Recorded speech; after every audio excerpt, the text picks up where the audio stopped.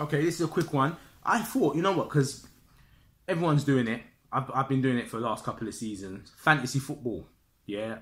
I thought I'd share my team each week with you guys and keep you posted, because fantasy football is addictive, man. It's proper addictive, and it's one of those ones that it keeps it exciting for you to watch the other results and the other players, and it's good. It's a good little bonding tool as well. I'm in quite a few leagues, so yeah, I'm going to talk about my team that I've selected and how well we're doing.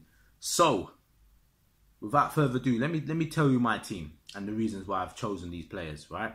So, in goal, I've got David De Gea, right? Starting off, hate Man United players, but it's a no-brainer to pick him.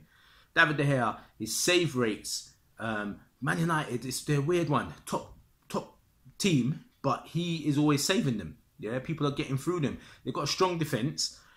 He scored so many points last season because Man United have had good clean sheets, or he was saving a lot of shots. So for me, having De Gea in goal is a no-brainer. So he's my goalkeeper. In defence, my starting defenders, because I'm playing a 3-5-2 formation. So my three defenders are Robertson, who got me an assist this week, which was great. I've got also Tarkowski from Burnley, who got a clean sheet for me, and also Ben Mee as well. So that's my back line. Reason behind these guys: one, Robertson, I know, which he did, is capable of assists, and he's a consistent player. Going to give me a 7. And now that Alisson is in goal for us, I think we'll have a lot more clean sheets as well. So not only will we get the assists, but I think I'll get a lot of clean sheet bonuses as well with Robertson. Burnley does what it says on the tin. Sean Dyche's team, they set up not to lose. Burnley got me a lot of points. Burnley players got me a lot of points last season with clean sheets, and a lot of their goal scoring is done by their defenders as well. You know, they're a very consistent unit in what they do. So my thinking behind that is cheap defenders, but they will give me the same kind of attributes as what a Man United or Man City player would do in terms of like the clean sheets and their contribution. So that's my thinking behind that. Also, because I'm trying to accommodate my midfield. So in midfield, Salah, no-brainer. But they've put him at 13 mil this season. They've put him at 13 million. So it makes it hard to structure your midfield with lots of star quality players, because that's a lot of money.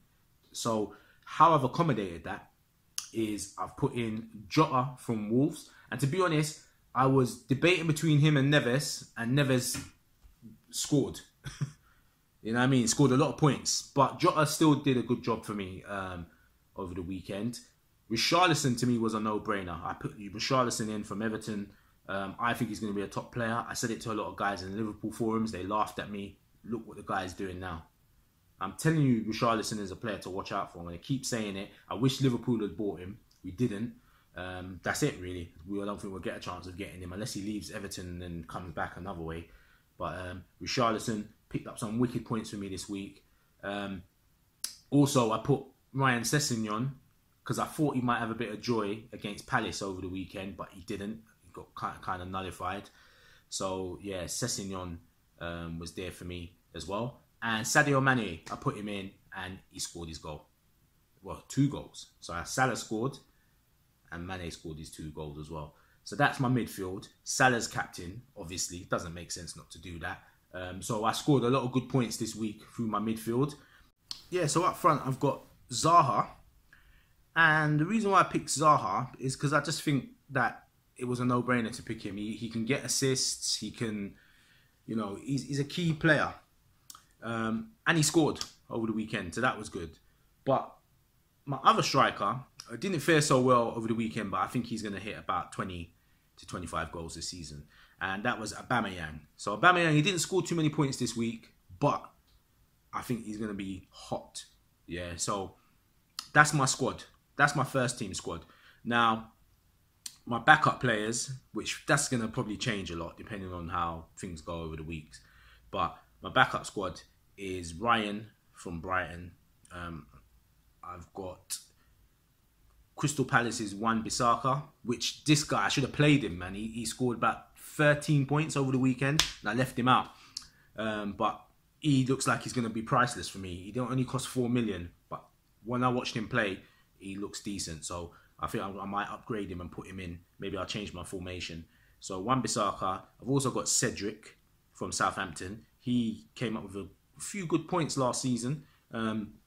And last but not least, I've got Bonatini from Wolves, but I might change him. I'm not sure how much game time he'll get, but he helped. Well, I think he's the only person I could afford.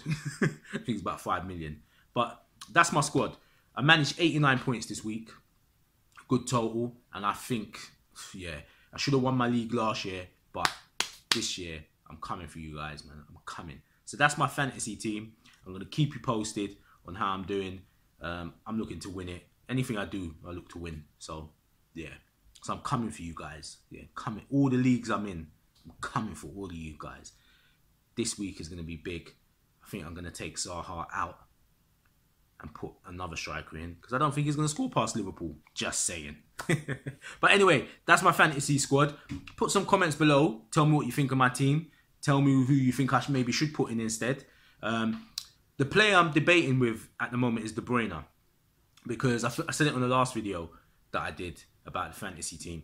De Bruyne is a guy, he influences the game, but the final bits, because I don't think he gets the assists as much in fantasy football as how he influences the game on the pitch. I don't think it reflects in the points tally that he gets, if that makes sense. So that's why I'm not sure about him. Harry Kane ain't going to score for this month, so any Kane fans, you're better off putting him in September.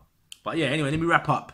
That's my team. Put your comments below. Let me know what you think. And when I win the league at the end of May, then we'll all be laughing and cheering. Anyway, see you later. Peace.